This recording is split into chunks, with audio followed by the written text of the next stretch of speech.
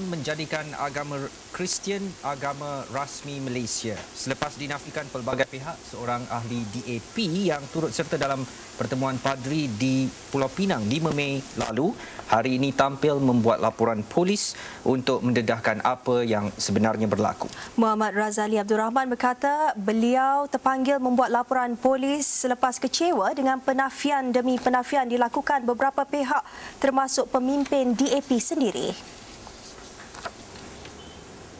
Muhammad Razali diiringi isteri membuat laporan polis di Ibu Pejabat Polis Daerah Timur Laut Georgetown pagi tadi. Beliau kemudian memberi keterangan kepada pegawai penyiasat. Beliau mengaku hadir dalam majlis kesyukuran diadakan secara tertutup untuk padri-padri di sebuah hotel di Jalan McAllister minggu lalu. Saya datang untuk menceritakan keadaan yang sebenar, apa yang berlaku di sana, sebab saya pun menghadirkan diri pada majlis tersebut lah.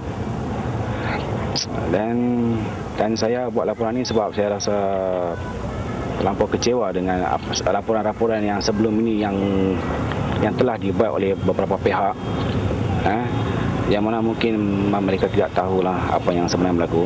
Tapi saya yang berada di sana semasa kejadian itu, jadi saya telah membuat laporan polis. Saya serahkan kepada pihak polis untuk membuat siasatan yang lebih lanjutlah. Beliau turut menjelaskan mengapa baru hari ini membuat laporan polis selepas hampir seminggu isu berkenaan dibangkitkan. Saya rasa macam terpanggil lepas beberapa laporan yang saya dapati semua yang tidak benar. Tu saya rasa macam saya wajib sebagai seorang Islam, saya wajib tampil ke hadapan dan mencerita apa yang berlaku.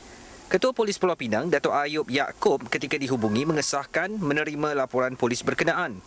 2 laman blog mendakwa seorang padri membacakan doa dalam majlis terbabit berikrar menjadikan agama Kristian sebagai agama rasmi persekutuan dan seorang Kristian sebagai Perdana Menteri.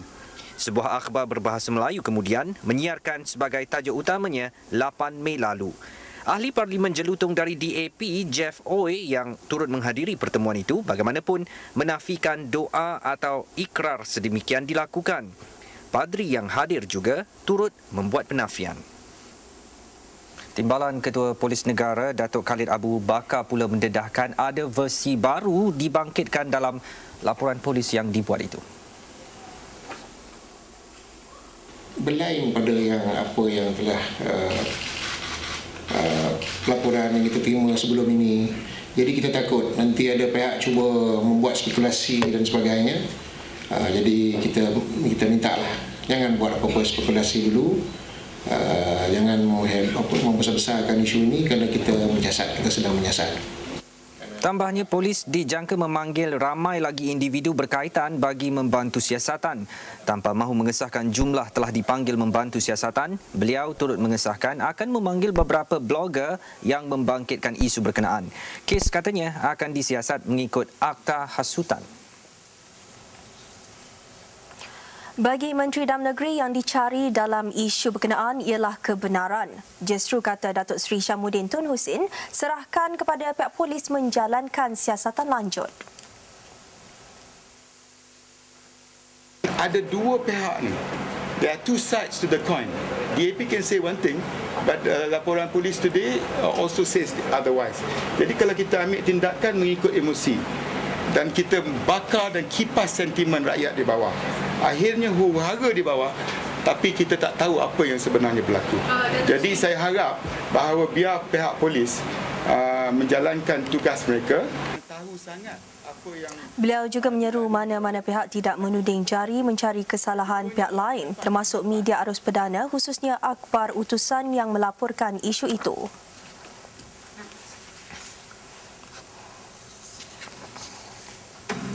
Analisis ketiga oleh pakar pengimejan Amerika Syarikat mengenal pasti pelaku dalam video seks yang didakwa membabitkan Datuk Seri Anwar Ibrahim adalah pelaku sama dengan 2 analisis yang dijalankan polis di Raja Malaysia dan sebuah stesen penyiaran di Korea Selatan sebelum ini. Menurut sumber pasukan pegawai yang dihantar ke Amerika Syarikat minggu lalu untuk mendapatkan khidmat, pakar pengimejan berkenaan sudah kembali ke tanah air bersama keputusan itu. Difahamkan 3 perkara diberi perhatian utama dalam analisis pakar dari sebuah stesen penyiaran di Los Angeles itu. Pertama, mengkaji sama ada video itu membabitkan proses ubah suai bagi menentukan ketulinannya.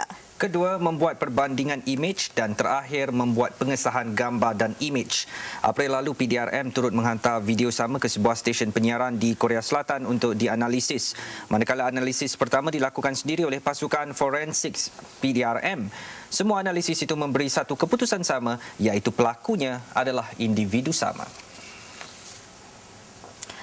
Di Bukit Aman, Timbalan Ketua Polis Negara Datuk Khalid Abu Bakar memberi ulasan berikut ketika ditanya status ketulinan video seks yang didakwa membabitkan ketua pembangkang itu.